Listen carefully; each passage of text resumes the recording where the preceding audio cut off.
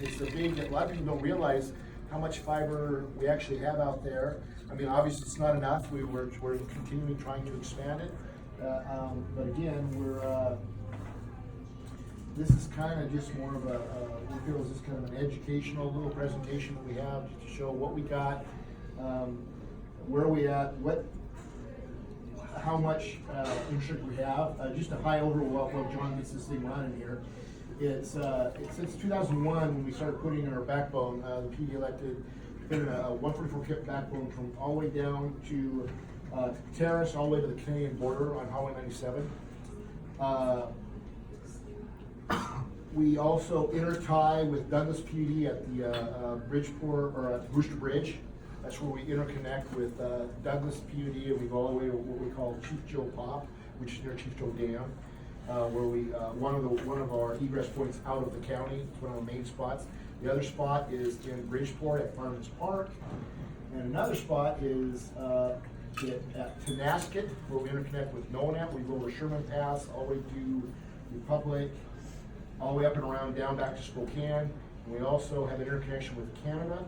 Up there at the border, we have two different carriers that interconnect with one company named Zayo, which was just purchased by a private company. It was a public company, just was within the last month purchased by a large private company. And the other one was Telus, but the Eastlink, a company called Eastlink. The Canadian companies, we know they're transporting a whole lot of data through our connection point from the border all the way south.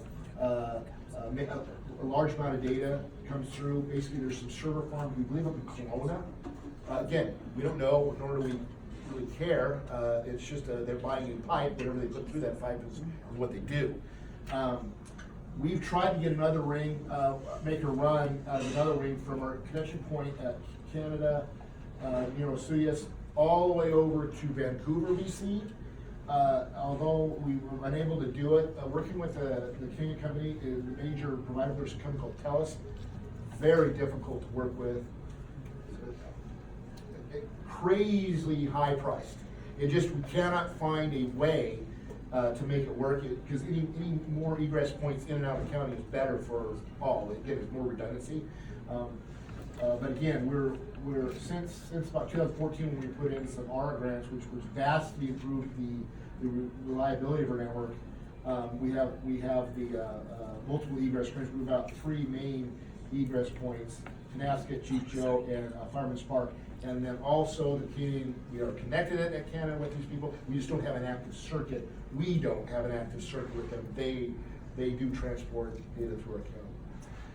So Ron quickly alluded to fiber optic infrastructure. So what you see here on this this Google Earth image is the PUD's fiber optic infrastructure as it sits today.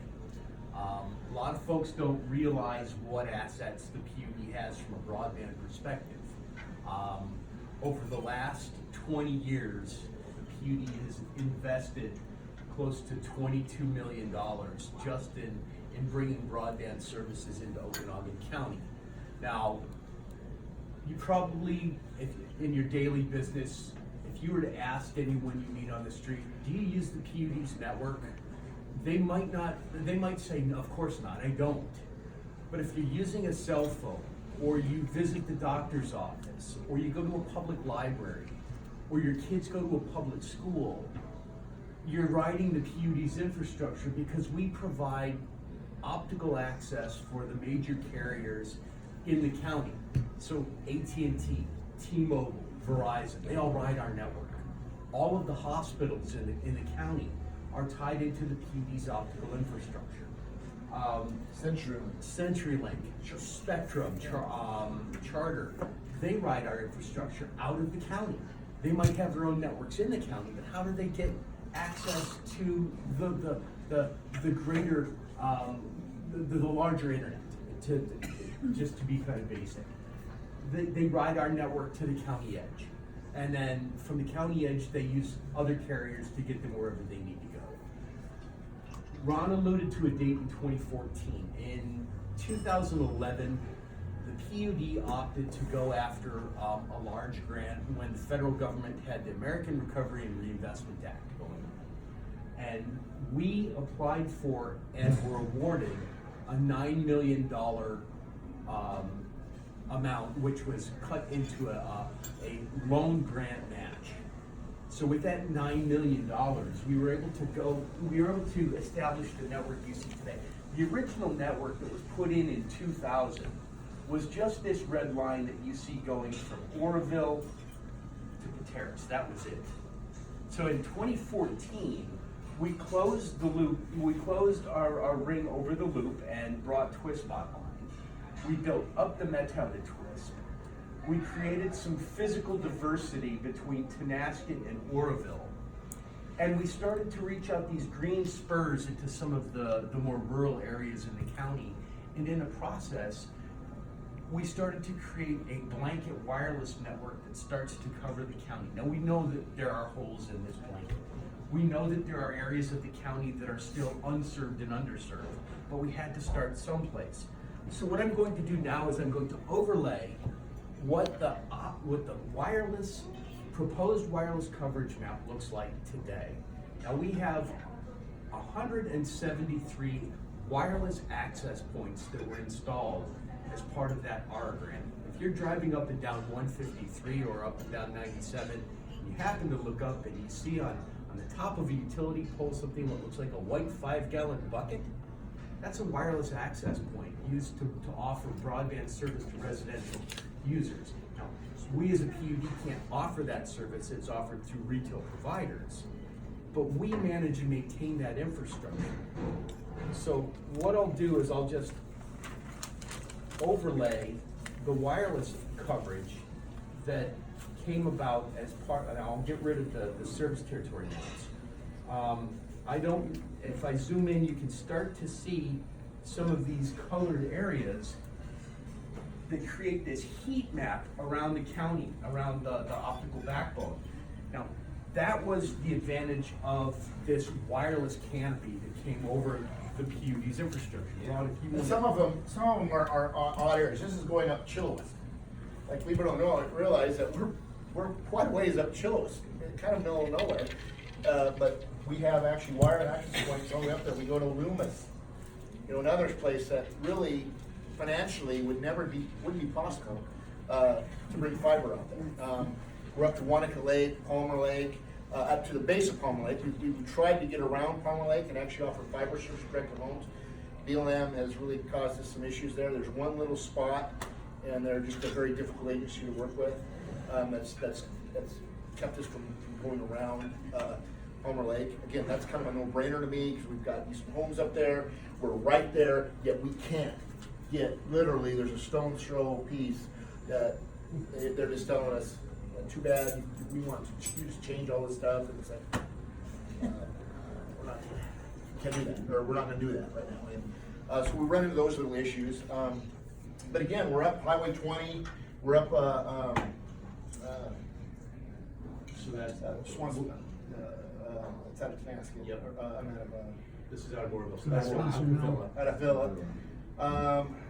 And again, we go all the way out to, we gotta go out to Enlow, just for monitoring purposes, we got out there. And again, this was all, really what the R grant did is it offered much more resilient network. When you see these physical rings John talks about, it's a huge plus because it acts, if something breaks here, like a fire or a backhoe, which happens often, something gets cut here, we got our network set up so it automatically reroutes back around. So it offers a high level of stability. I can speak to that. Recently, about a week ago, there was a fire in Oroville, and the mill in Oroville, the Zozo lumber mill, had a fire, and our 144 count backbone was damaged as part of that fire.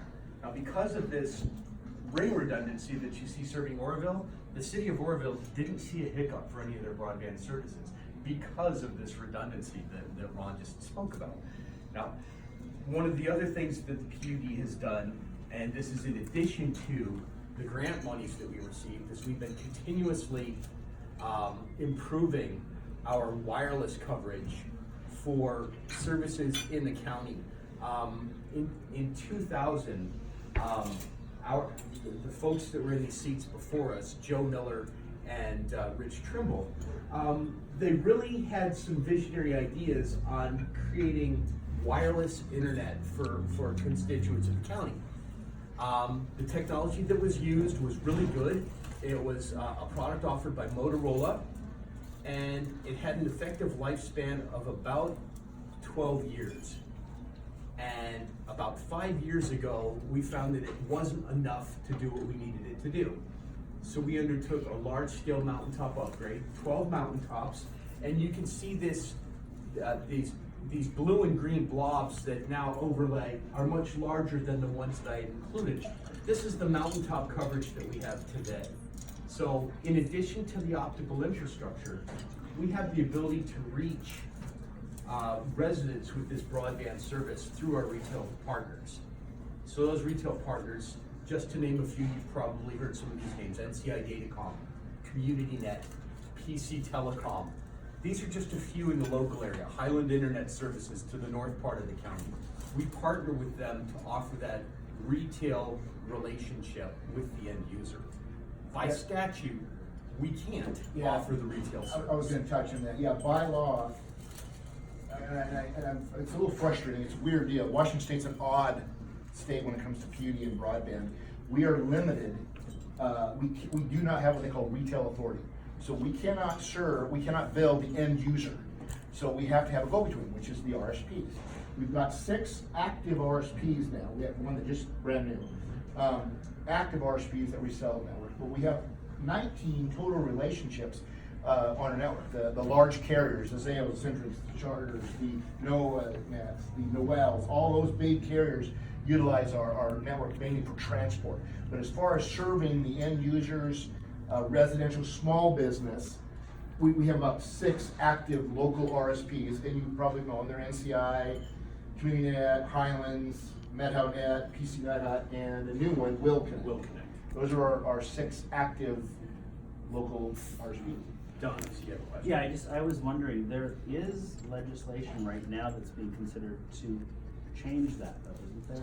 And what's the status of that? They've tried, well, again, it's a little scary, but we've got a pretty good relationship with all our RSPs and stuff, and we've got one of the few working wholesale networks, actually, that is not, our board says, our PD board says no. Well, the ones that started all this, that we were not to be subsidized by the electric side of the house, because there's a lot of, bad people upset, my electric rate's too high, or you're spending our money on that damn fiber, and what are you doing?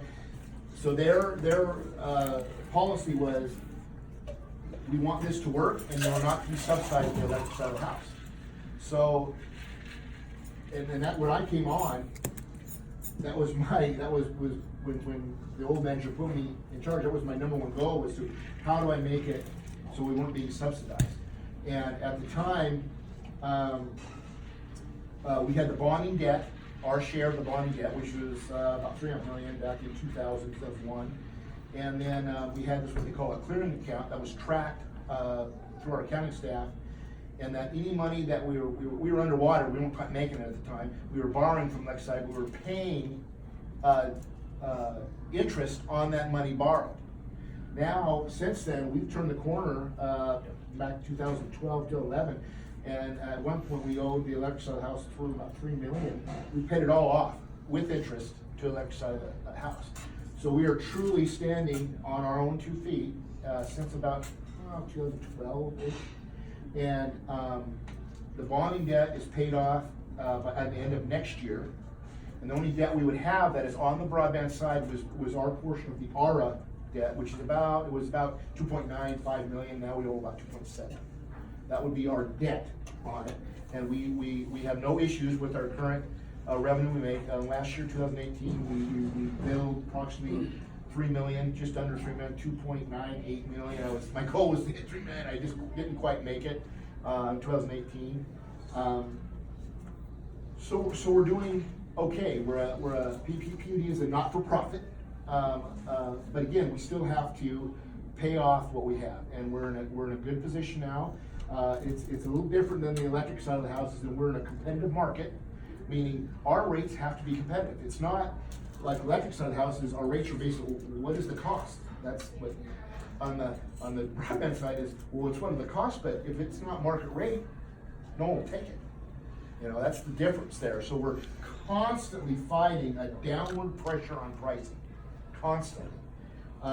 We did a major rate revision last year, which lowered our rates, mainly our carrier grade rates. We were way out of the ballpark. We had people threatening to overbuild us, which that's what we don't want them to do.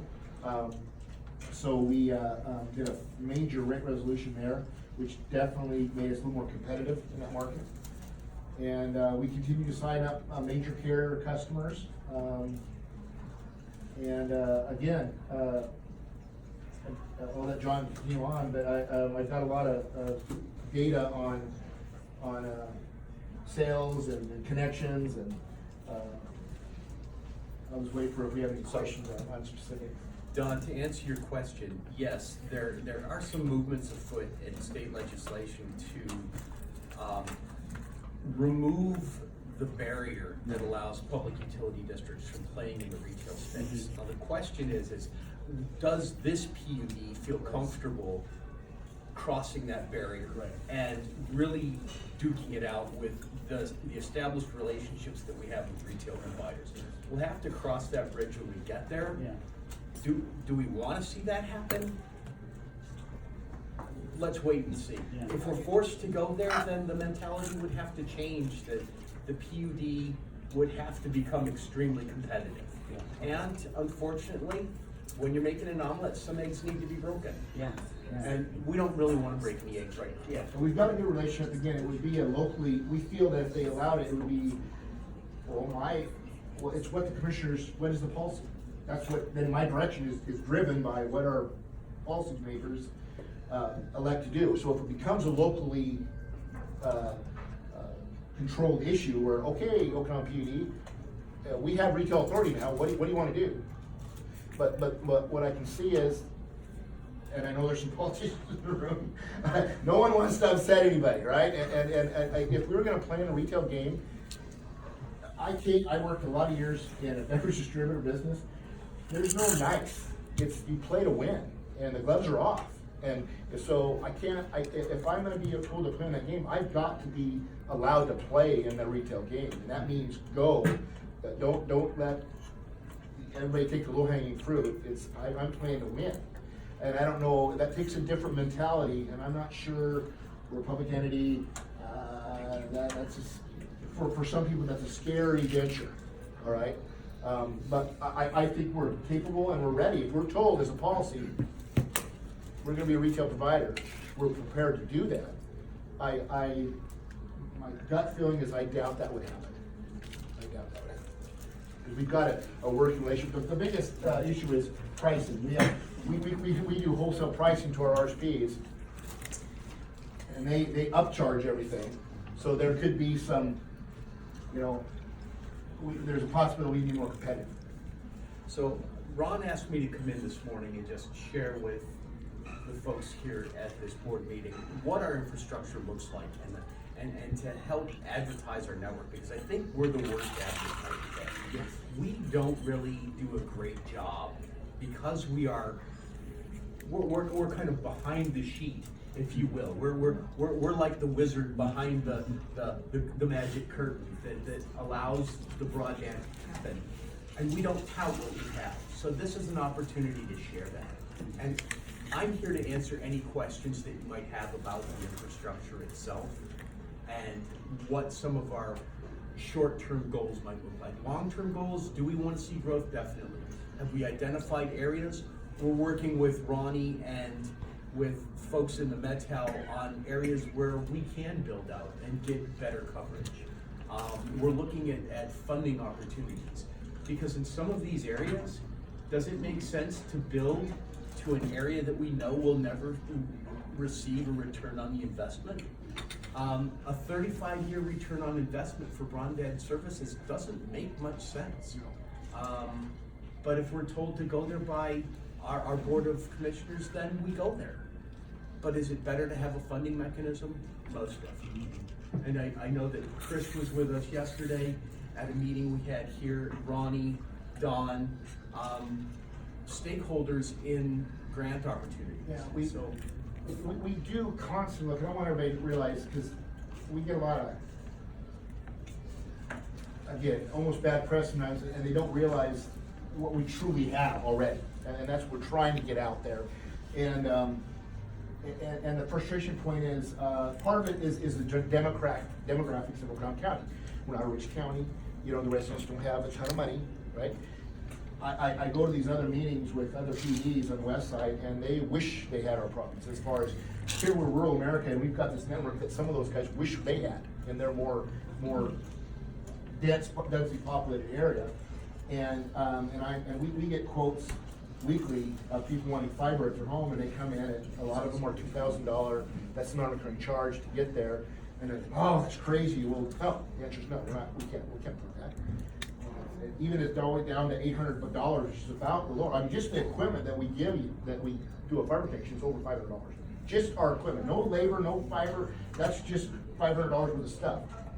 And even with our $500 credit that we give, our line exchange credit, it takes us 14 months before we make a dime on that connection, okay? Even with that, some of our drops come in and they're about $800, $1,000, $2,000. Maybe 1 out of 10 will get on that. We'll bite.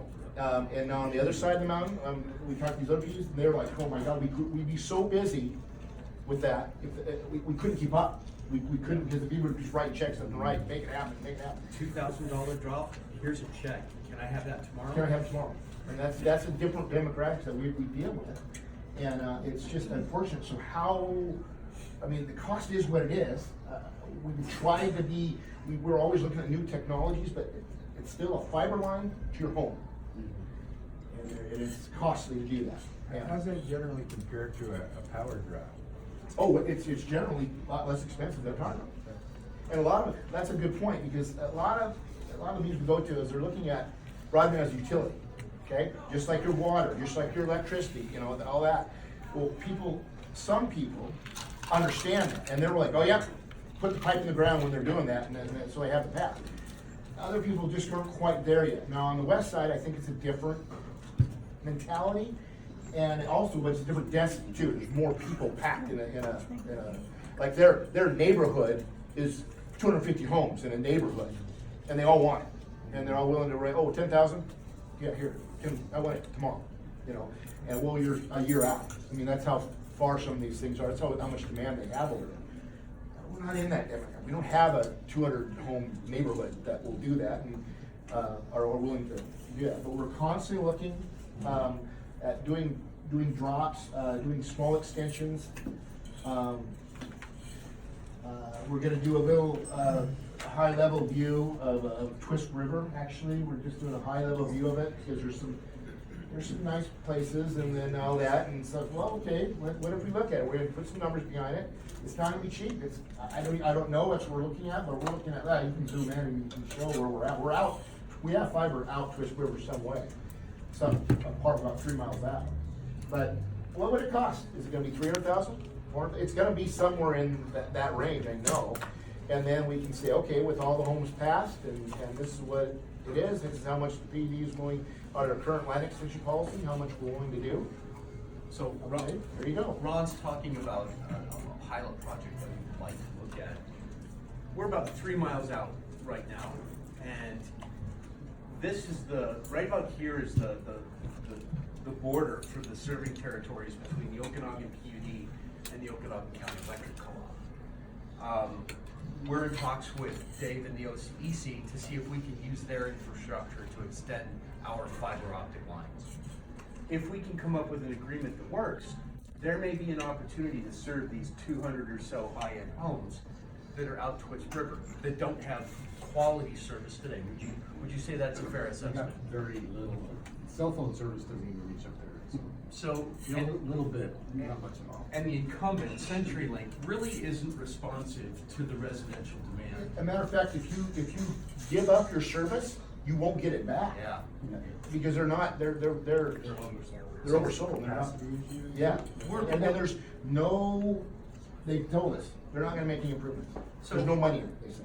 we're looking for those areas, those opportunities, the ventures in the county that might make sense. So we're constantly have our ear to the ground. So those areas that come to us and say, hey, we're interested. Let's see about what it would take to build here. We're about ready to bring online a new service at the PUD. It's a demand generation tool that will allow us to see if you're a resident and you want to go online and say, I'm interested in fiber, and you put a dot on the map. It's a data collection system for us that will advertise, and we'll say, if you're a resident and you want fiber, go online and tell us where you live. Let us at least put a dot on a map, and let's start finding those areas and creating synergies and saying, does it make sense for us to build to this neighborhood in Okanogan? Or are we getting a huge demand out near Cape Lavelle? Is there something way out near Havilla that we need to be focusing on? Is there demand down in South County? Or there's in the something down in Metro? downtown Omaha. I mean, it's called Checkpoint. Right. And we're not quite ready. I mean, literally, we just installed the software. We're learning now. But again, it's to gather information so we can aggregate it and say, oh, look at this pocket. And then we can kind of focus on more advertising in that area and say, okay, is there a critical mass where it starts to make work for our extension policy and our cost, line extension policy, all works together and say, okay, guys, this is what it's going to cost. So that means with our piece of the pie, this is what the non-recurring cost would be. Are you in or you out? At that point. But when you bundle people together, it starts to make a little more sense than the onesie twosies. So we're looking for opportunities, we're constantly growing the network, and we always look for input. So if you as the Economic Alliance know of areas that could benefit, talk to Ron or to myself, talk to Don, and bring those areas forward so that we can at least start to look at them. I would think up North County that like you said, Cape Bell might be the biggest population point that could, there's North Pine Creek, but I almost think there's more population of Cape Bell in East Valley. Yeah, we've got a group in Pine Creek that calls me at least once a year, named Sarah Ritchie. Seems like a very nice lady, never met her. Talks to me at least once or twice a year, desperately wants the internet, and she lives up Pine Creek. Now we're out South Pine Creek, and we're also out part by East Lake up North Pine Creek. Yeah, there's a gap there we'd like to close. Problem is, there's like 20 homes out there. Yeah. Okay, You're saying and they're horrible to hit. You can't. There's no wireless shot, so You can see that the road kind of winds around, and you come back down around in towards South Pine Creek. Wireless technologies don't work real well in these windy canyon type situations. You have to put up lots of wireless access points and backhaul connections to make that work. So then we look at another technology, fiber. Well, and the fiber is the ultimate medium. By the way, there's no limited. You're basically unlimited for speeds. The actual medium is virtually unlimited. It's the electronics you put on the end. so if we were to construct a fiber connection between South Pine Creek and maybe about here, come up through South Pine Creek and tie into Eneas Lake, we're probably looking at a $300,000 investment to serve 20 homes. It would miss. That's a grant opportunity, if you ask me. There would never be payback, but is it an area that we need to know about? You bet. You talk about 9 Mile. I mean, there's an area. Cheesaw Molson. Cheesaw Molson out east of Oroville. At Cape Lavelle, Eneas Valley. These are all great opportunities that we need to start to focus on. So that Pine Creek loop, wouldn't that then create that redundancy? Oh, because you bet it would. It would be another physical ring farther south than Tenasseau. Correct. It'd be farther south even, so it would even be better redundancy all the way down to South Pine Creek. So have you seen any studies that have an analysis of the impacts on traffic? For instance, you go to these remote areas and you've got, automobile trips that occur. And is there a relationship that between the availability of fiber internet and those trips to town? You know what I mean? It's those remote areas, see, that's what interests me, is the cost of delivery of service, and it's a very comprehensive look at things, but, there's all these things that tie together. And I would think that, it would be something that's brought out somewhere. And we don't, I get, that's a good question. It's just a thought that, you know, trips to town, I mean, why, you know, if I have good internet, there's a lot of things I can do, and it may limit my number of trips. I know when I lived out in the hinterlands, I didn't wanna go to town, but there's things I had to go to town for. And if things can come to you rather than you going to it, it makes perfect sense. So that would be something I would look for, both from the government, providing infrastructure to the end user who's like, might see something differently, when they see that information. I heard a comment of Concanoli over here. Chris, That's on our radar, that's on the map, that's one of the locations that we would love to construct a fiber backbone to. What drew you to South Pine Creek rather than from Omak to Okanogan? So when we were looking at applying for the R grant back in 2011, 2012 timeframe, we had to make sure that that the intent was to go into areas that were unserved and underserved. Some of the areas that we wanted to go into already had what was called a qualifying service. So that dictated where we could really say we wanted to move into. If we said we were gonna overbuild someone, then we put the entire application in jeopardy. So that's why there was no build out on the Omak Flats. There was no build out from the Omak Flats. There was no build out in Brewster, no build out in Tonasket proper. Because we had competing entities like Frontier Communications, CenturyLink, and at that time it was Charter Communications. and they would contest it. They'd say, no, we're already here, we don't want you here. So it would put the whole thing in jeopardy, so we could, even though we were already through there with the backbone, so we were able to serve those areas, but just not with the funds. So as you're looking at where you're building out and how to justify the build outs in some of the more remote areas, I read an article recently about the difference in achievement for rural communities where there's less educational opportunity, less access to the internet, and how we're basically depressing the younger people's chances for production later on, and just their whole educations. And I would think that could be a point, you know, connecting up with the OSPI and just, you know, bringing that factor into play as well.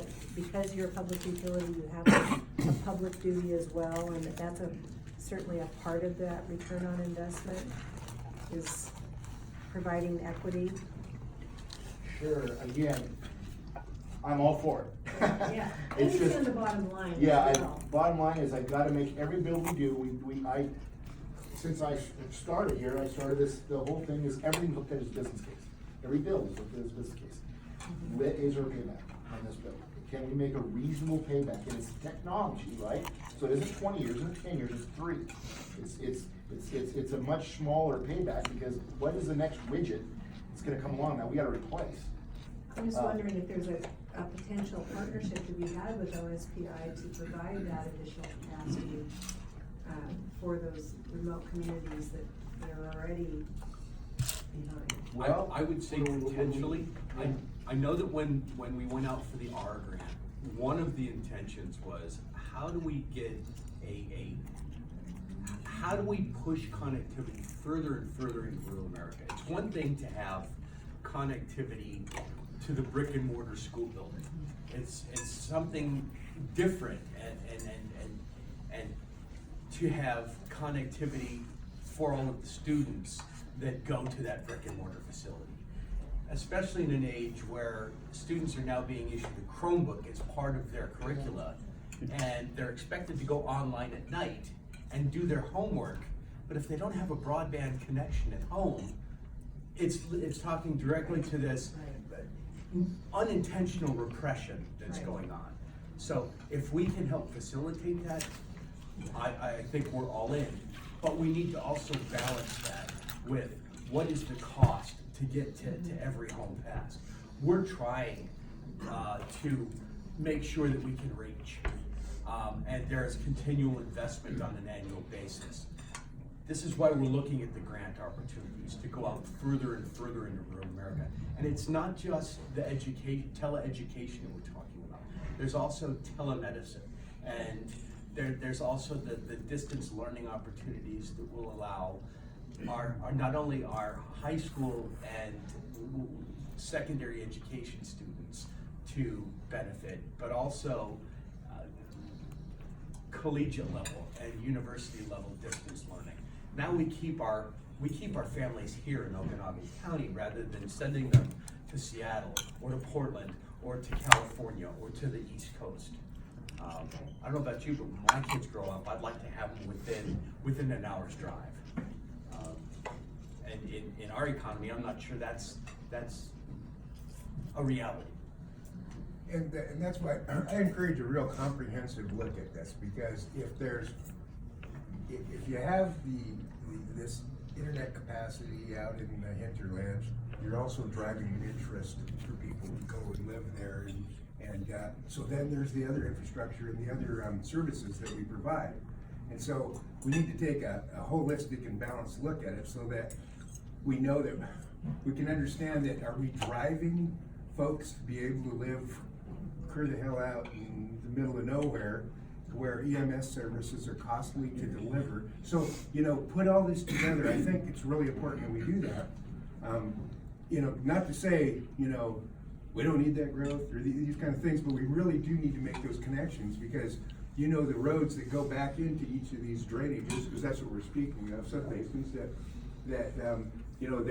they have a certain capacity. So, how do we look at that holistically, And so it's a comprehensive planning thing. I mean, we look at it in the form of roads, right? Yes. You've got your primary highways, and those Yep. distribute down to secondaries, and then city streets, and then city streets turn into dirt roads at some point in time, Well, right? and a lot of our fiber is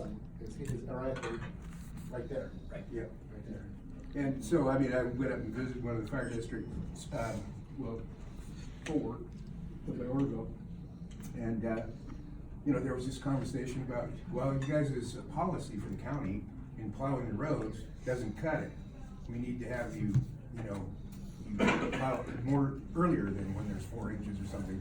And so you're going, okay, the more people that live there, the more that demand is there. And so, and I'm not saying that it doesn't work, I'm just saying that you really gotta look at that, because if there's less people actually traveling as a result of internet services, or if it's gonna because if you put it out there, you're gonna wanna see development, so that you can have more connections, I would think, right? Sure.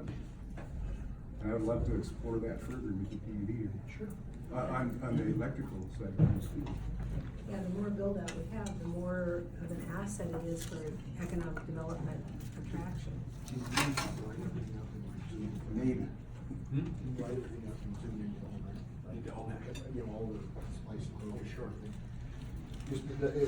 I just wanted to show just kind of the vastness of what it takes. There's little lines on the map, but it's way more complicated than that line on the map. And he's gonna just start logging on. This is what all the different devices that are connected are to make it work. And it gets real busy, but as he zooms in, it'll get more of a better look at it. But they take, like I said, up the corridors. Every about mile and a half, we have a Wi-Fi access point. But I want to be clear too that each one of those points on the Wi-Fi access point is a fiber access location. It's a distribution node, because fiber, you just don't just cut it and duct tape a deal, and there's a major deal to splice into a backbone fiber. It's a major deal. You got a splice location, it's expensive to do. Coyote splice container, everything about it is expensive. So every mile and a half though, with this R project, we have a spot we can come from. So we're already there in some cases as far as access ability. So this is like, as you zoom in to OMAC here, this more starts showing every one of those little dots on the map is either a splice location, slap loop, hut, or distribution location. Just wanted to show you the kind of a little more detailed of our network of how it looks. This is OMAC here, and give you a little bit of a view of So you can What see it looks like. the yellow lines are the distribution, the red lines are the main backbone. And you can see these, it looks like an upside down teardrop where it says S, that means it's a splice location. And it's only at a splice location that we can cut into that line and serve anything. And so on the backbone, the only way we offer access is at either a slack point or a splice point. We intentionally engineer that in, so it's not just, we're gonna, like Ron said, slap it up with duct tape and baling wire. It takes some engineering, so it's there is this, we rely heavily on the engineering and the operations staff of the PUD to manage and maintain this infrastructure. You know, water and sewers is Same thing. Same thing. I mean, Exactly. you've got your primary feeders, you've got your junction points, you've got, and cities going through this in not just OMAC, but I'm sure every city in the county has to deal with these types of Well, East Lake infrastructure Sewer is issues. one of those, you know, I mean, when they put the East Lake Sewer in and put all these Ys in, and asked people if they wanted to have a Y when they were doing the infrastructure, because otherwise you're gonna dig it all up. But you had to think about that. I appreciate the fact that you have those access. Yeah, we engineered them in. John was major in that Yeah. part of the deal there. And we also now, the PD also, as they do electrical infrastructure, primary electrical distribution, like, we've got a lot of this old underground on the electric side of the house that's, you know, oh, it'll last forever. No, it's not last forever. It lasts 20 to 30 years and they're faulty. So we're having to go through and replace a lot of our underground direct bury. They didn't put anything in conduit back in the day, unfortunately, because they were sold. Salesmen love to sell great things that last forever. Well, it doesn't. Now we're having to replace large chunks of it, like Crumbacker. Horrible. We had horrible problems out there. So they just did a major rework of Crumbacker. But while they did it, the PD has said, okay, we're gonna at least put a conduit in there. It's 4-inch conduit, and that's designated for fiber. And what they do is, at least from the pole, the primary to the transformer, there's a path. That's a lot of our issues, is we don't have a path, especially in an underground neighborhood, there's no path to get there. So with that part, they're putting it in the ground, so then if somebody wants it out there, there's at least a path to their transformer. Now, it'll still be up from them, from that transformer to the home, to do. But again, that, currently how we do it, that's on the RSP or the homeowner to get it in the ground. However they wanna do it, as long as they put a conduit, it's supposed to be 18 inches on the ground. Don't care. As long as we have a path, we're gonna put it in there, type deal. Getting it to the home, now at least that's, you know, another step towards the availability of it. So we're always looking at, when we're opening up a ditch, we look at it and say, okay, is there every possibility we think that we gotta have fiber here? At least throw in the conduit in the ground so we have a path, so. So that could end up being actually standards for subdivision proposals as well as. And now it is. So Yeah. whenever there's new development, Yes. not only are we incorporating conduit for power, at the time that the ditch is open, we're also making the investment to put in that conduit for broadband access. So that they may not want it today, but at that point in time when that homeowner says, yes, you know, I am ready for this, we've at least got a path to them, and we don't have to go through the cost of opening that trench a second time. That doesn't make sense. So smart standards make for good building.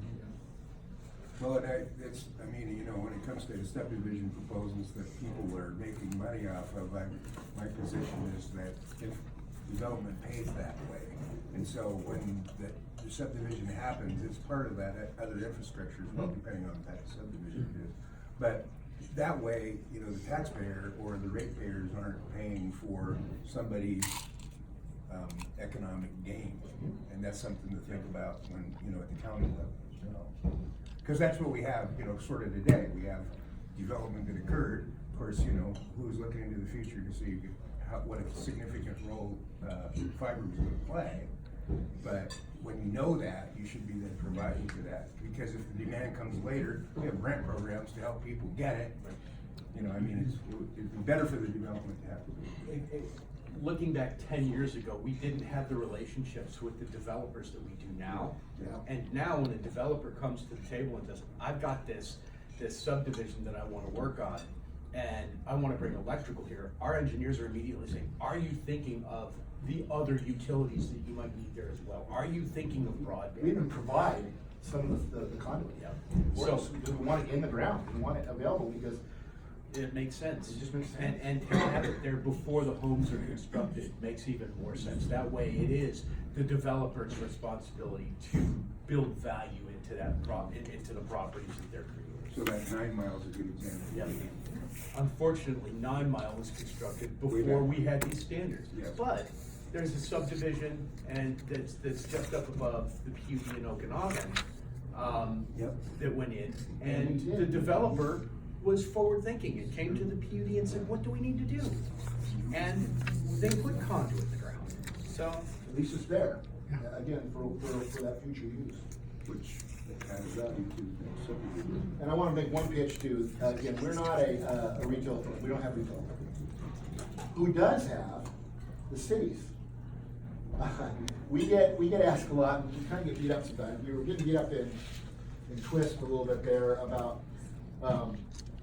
we want fiber service, and I really throw it out to the cities and say, you have the ability to be a retail service provider in your own city. They have a billing mechanism, they bill for water, sewer, all that, I mean, part of that is already there, right? They have the ability, again, we have a wholesale model that says, here, you have no CapEx. We bear that responsibility, the PUD. So, as far as investing a big chunk of money, there's none. It's basically a lease through the PUD, how they can do it. And I've always thrown out there's, hey, if you can be part of this, you can be help the situation out. Can be a little bit sketchy. I mean, cause you're taking on a responsibility that unfortunately not one of them has taken on. They say, yeah, no. We don't wanna do that. We want provided, but we don't wanna do it. That we want it done, but we don't wanna do it, and that's what we hear a lot. And I just wanna throw that out there, says that they have the ability, if they wanted to take that on. Well, that's true with electrical too, right? I mean, If some they want to cities form- have their own, they hold the utility, Cheney does. actually. Yeah, Richland. Richland does too? Yeah. Cheney in the past, I don't know about today, but they actually make pretty good money on Yeah. that business. Yeah, I mean, as far as that, we can even, like I said, is virtually zero capital expense for them to get into the business, if they wanted to, but I've not yet have anybody to try to tackle that. As a city, and say, hey, we're gonna. Maybe they should go back to you and say, well, what about the sewer and water business? Yeah. Yeah, you guys can do that. We'll trade. Actually, that was at one point, somebody, I believe, asked, say, hey, we don't wanna deal with this. I'm just, you deal with it on your own. Oh, no, I don't. But I mean, that's actually, you say that but it's actually No, I know it is. that's come up before. I was involved in some of that. Ron, I don't want your burger to get much colder, but I have another question. So, You mentioned the software that you've invested in that Yeah. will help with some of the data gathering, and my brain is going, because I think that as we, in our broadband action teams, that's an important component is gathering data for Absolutely. these grant requests. So when do you plan to implement that software, or generally, like in the next Within 6 30 months? days. Oh, within 30 days. yeah, we've got the software online, but we haven't broadcast yet because we're still doing refinements of it. We're sure working with the software consultants to make sure it's all working correctly. Okay, and it's software that you would need to have internet access to No. sell, no? What this is a GIS-based Okay. data collection mechanism. Okay. So you as a homeowner, if it says, do you want fiber? Let us know where you are. You go in and you basically say, this is who I am. And based on E911 records, it will take and record your address. Okay. It doesn't necessarily give us contact information, but Yeah. it says, this address has indicated that they are interested in receiving a fiber connection. Okay. A lot of it is gonna be online, obviously, but you can be, however you get that information to us, Right. we'll get it in there, we'll get it into the system. So then will there be a house, like you'll have a map that Right. shows the house that Everyone will will? see that there's this map that says, okay, we've got dots on a map, and we will break the PUD based on where these dots are.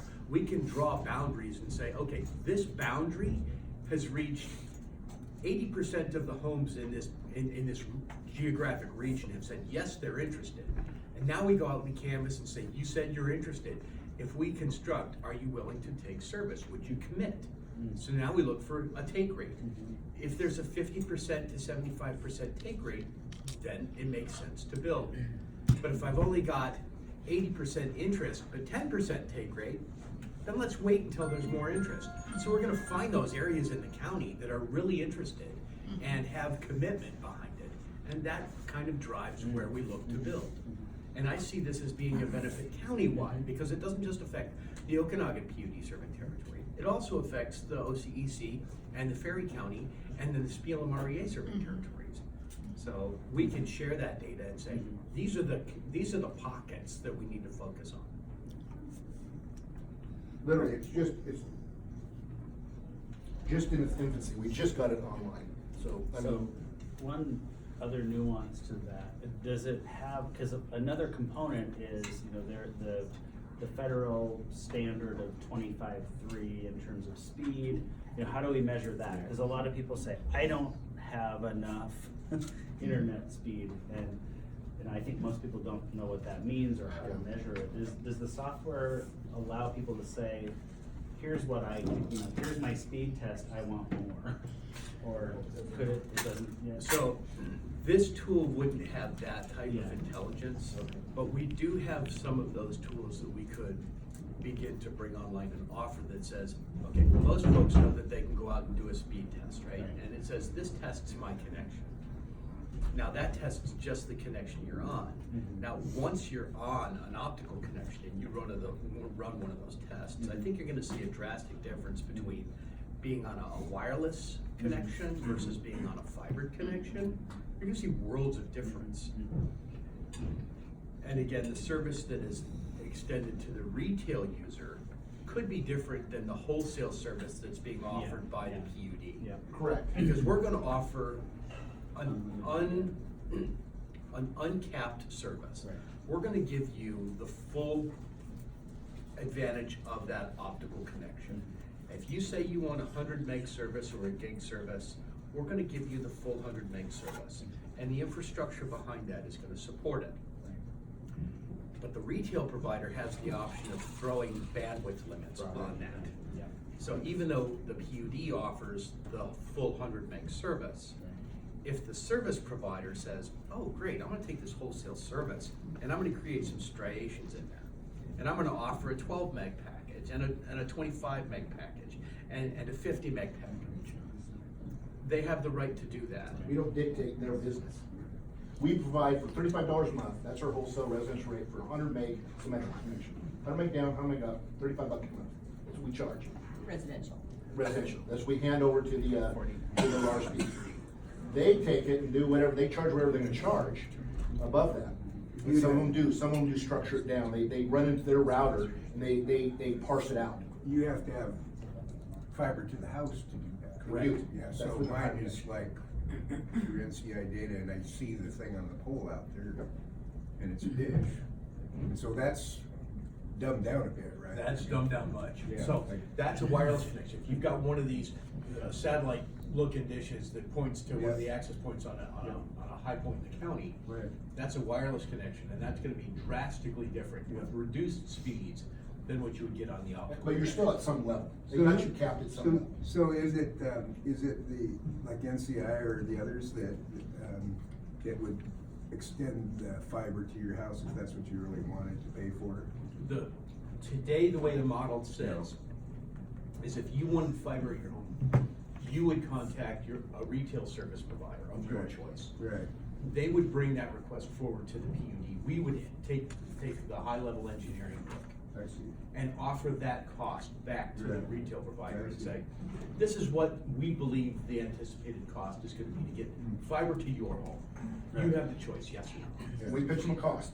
Yep. Oh, I like that cost, I can do that. Then we start. They pitch their own cost though, they pitch whatever they pitch, we don't know what they pitch. The fiber connection? PUD comes back and says it's gonna cost $2,500, $800 to get to your home. Mm-hmm. The service provider might go, oh, I'm gonna put a 10% markup on that. Oh, they can mark it. And we're gonna put a markup on that, on the cost to bring fiber to your home. So you have the choice to say yes or no. We're gonna sharpen the pencil if you say yes. And we're gonna do detailed engineering. We're gonna go out, we're gonna put feet on the street. First one is basically a desktop overview. We look at it from some modeling tools that we have back at PUD. What's it gonna cost? Okay, this is a ballpark. It gets us to within 30% of accurate. Do you want, service provider says, yeah, let's go. Now we're gonna get that down to within 5 to 7% of accurate. So sharpen the pencil, we've got another opportunity to say yes or no. If you say yes, then we construct, but you as a homeowner never you're never aware that the PUD is the one that's really driving this connection to your home. Because So, you're the county extended, or replaced the fiber line to, the Public Works building south of town. Just recently, we're embarking on that. Yes, you are. Yes, and so that, was, in fact, could the county have actually directly contracted with PUD line? Not for us to build it. Okay. Now, we have, there is an optical connection at the Department of Health. And we've been in talks with the county IT staff, and it was determined that it was more cost effective to rebuild an antiquated line that had gone between the county building and the Department of Health. The PUD cannot build that and turn it over to someone else. When we build it, it's with the understanding that we would own and maintain that and go to it. Well, that ended up being a commissioner's decision, and we decided that was the best thing to do. Right, exactly. Yeah. And that was outsourced to another provider Right. who came in and constructed it on your behalf. It gets real, it's actually too bad, because governmental entities should work together. That's why they have interlocal agreements, right? They should be working together, so you get out the middleman, and it's a little more cost effective. In the broadband world, we've been exempted from that. They came out, and the lobbyists back in the day said, the Quests of the world, that said, oh yeah, you should work together, except for broadband. They didn't want to lose their business, so they said, no, except for this, you can't be retail, you can't have that retail authority. Now, some people have kind of worked around it a little bit. We've had our attorneys now, if they have to sign up as an RSP. We've actually talked about the county about many times about that. And because they can be a reseller, but it's a risk, right? They want to make sure that they're covered. Certain counties, I believe King County has become a limited RSP just for themselves. Well, therefore, if they can do that, maybe there's something that arrange that we can, so that the county itself would able to receive our wholesale rates on services. That's a possibility, but again, you got attorneys need to kind of weigh in on that. What's the monthly commercial rate for broadband? Depends on what rate. Like a small business rate is $65. Well, that's not a 1-year term, all the way down to $50 for a 5-year term. $50 a month for 100 meg symmetrical connection. That's what we charge. Right. 50 and 65. Yep, so 65 for 1 year, 65, $50 50 for the 5-year. 5-year commitment. Okay. And what does it take to become an RSP? just a commitment to serve not only yourself, You have- but to serve others. Yeah, you have to serve others. You have to have a reseller certificate that says that you are authorized to operate in that industry. In this case, you are signed up on your business license that says you're an internet service provider. And you're serving more than just yourself.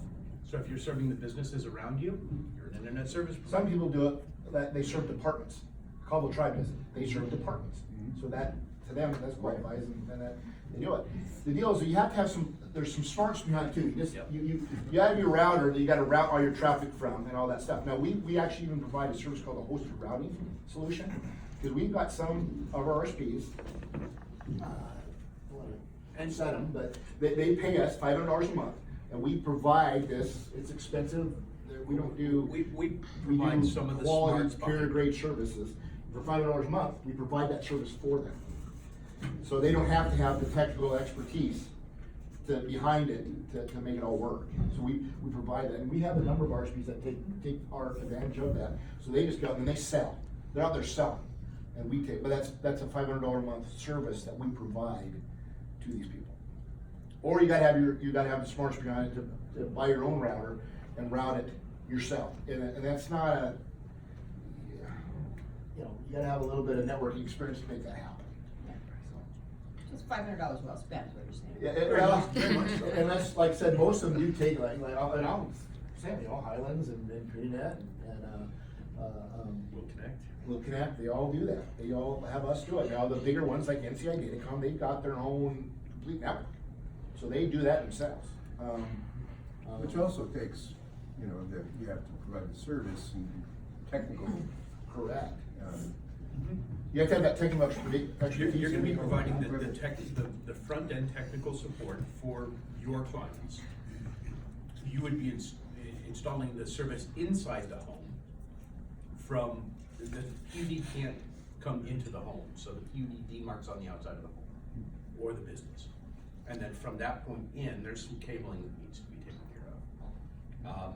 And then the long-term support of that client.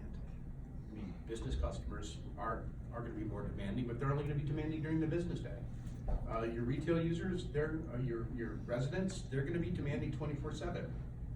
You know, As far as our rates go, like I said, I'll tell you, we will offer 100 meg for our fiber connections. That's what we give, 100 meg symmetric connection, residential, $35 a month. That's what we charge.